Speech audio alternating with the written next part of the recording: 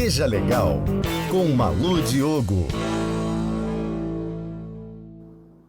Olá, sejam bem-vindos a mais uma edição do Seja Legal, passando por aqui para falar para vocês o que aconteceu durante essa semana, com destaque para as notificações do Fundo de Garantia Digital às empresas, né, que eventualmente estejam inadimplentes desde a competência março de 2024 para cá, que foi quando entrou o Fundo de Garantia Digital, tá? Então as empresas começaram a receber essas notificações, na verdade elas são orientativas, então ainda não é uma notificação de autuação das pendências existentes lá no Fundo de Garantia Digital. O governo federal tem adotado essa linha de sempre mandar notificações orientativas em primeiro plano para depois entrar com a autuação, tá? Então, fiquem atentos aí e assim, mesmo que a empresa saiba que todas as guias estejam recolhidas e tenha recebido alguma notificação pelo DET, é super importante que a empresa entre lá no site do Fundo de Garantia Digital, consulta lá, tem lá um quadradinho assim, consulta do empregador por referência, entra lá e verifica a competência que tem alguma divergência especificada, tá? Alguns momentos, algumas questões que envolvem a folha de pagamento podem gerar pendência lá no Fundo de Garantia Digital sem a gente perceber, até porque o sistema do Fundo de Garantia Digital, né, ele estava sendo ainda modelado, ele estava ainda sendo desenvolvido, e desde a sua implantação nós vimos que várias inconsistências apareceram. Então eu vou dar aqui alguns exemplos. Mesmo que a sua empresa tenha recolhido todas as guias, pode ter algum problema lá com relação a afastado, de repente você tem aí um empregado afastado em folha de pagamento, que ele não está identificado de forma correta no e-social e está gerando alguma pendência no fundo de garantia.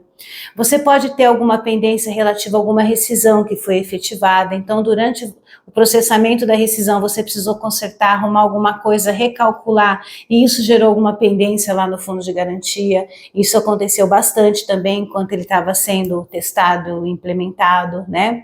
E uma situação que tem ocorrido muito também, erroneamente, existem decisões de reclamatórias trabalhistas aonde todos os valores que o empregado teria direito, o juiz concede como verba indenizatória, inclusive o fundo de garantia por tempo de serviço, seja referente aos valores mensais ou seja referente à multa, né, dos 40%. E isso era uma prática comum nos processos quando nós não tínhamos ainda toda essa questão de digitalização do governo federal para cruzamento das verbas, né? Então era muito comum o empregado entrar com uma ação trabalhista e o juiz homologar a sentença e falar tudo como verba indenizatória. Só que tem, lá na Lei 8.036 de 90, foi incluído por meio da Lei 13.932/2019, um artigo, né? Esse artigo é o artigo 26A, que consta lá na Lei 8.036/90, onde não se reconhece o pagamento do fundo de garantia da rescisão para o empregado, o ex-empregado ou empregado, né, diretamente lá no processo. Tá? Então, se a empresa pagou o fundo de garantia diretamente no processo, mesmo com uma decisão judicial, vai ter que pagar de novo lá no fundo de garantia digital. E aí verificar com o seu advogado, com o jurídico da sua empresa, como fazer depois para ressarcir, se dá para ressarcir ou não, porque nós temos essa lei que proíbe, né, o pagamento de valores atinentes a fundo de garantia diretamente para o empregado, sem ser pela conta vinculada. Tá?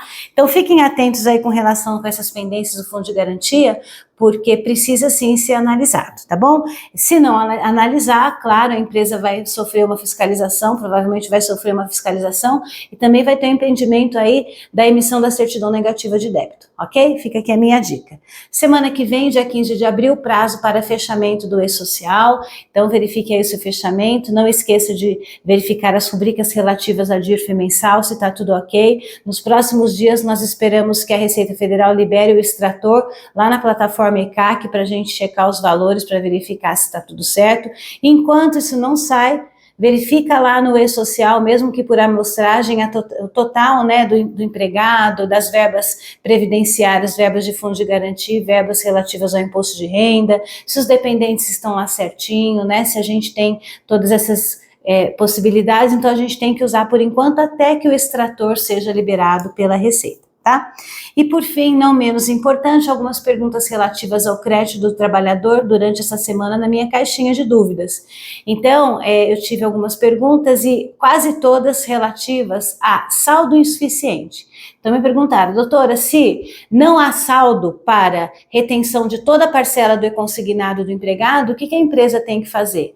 A empresa vai descontar somente o que ela conseguir descontar depois da análise daqueles limites que estão previstos lá na portaria 435, né, do Ministério do Trabalho, que eu já falei em programas anteriores, tá? Se não der para descontar o que tem que ser descontado, a empresa vai descontar o que der, vai colocar isso, destacar no holerite do empregado e vai ter que informar o empregado. Isso é super importante. Tá? Então a empresa informa o empregado, seja por meio de uma correspondência ou então por meio de uma mensagem no holerite, informa, olha, o valor que conseguimos descontar, né, do seu e-consignado deste mês foi o valor de tanto, valores remanescentes ou complementares precisam ser ajustados junto à instituição bancária que lhe concedeu o crédito, tá? Então a empresa não pode assumir a responsabilidade disso e aí ela avisa o empregado para que, caso tenha algum problema no futuro, algum questionamento da instituição bancária ou do governo federal, ou o empregado entra com alguma ação questionando alguma coisa,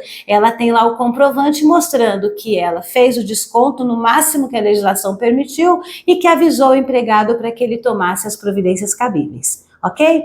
Pontos importantes aí dessa semana, fiquem atentos e com certeza semana que vem nós vamos ter novidades aí, também relativas à NR1, né, a questão dos riscos psicossociais no trabalho.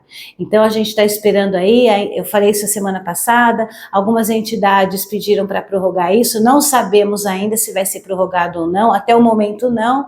Então a semana que vem se aproxima aí já praticamente do meio para o final do mês de abril, quando vocês já precisam se preocupar em finalizar as adequações para a NR1, ok? Essa é a minha última dica de hoje, eu desejo a você, então, um excelente final de semana. Até mais. GI Talks, RH na DR. Realização GIFO, tecnologia para RH. Acesse gi.com.br.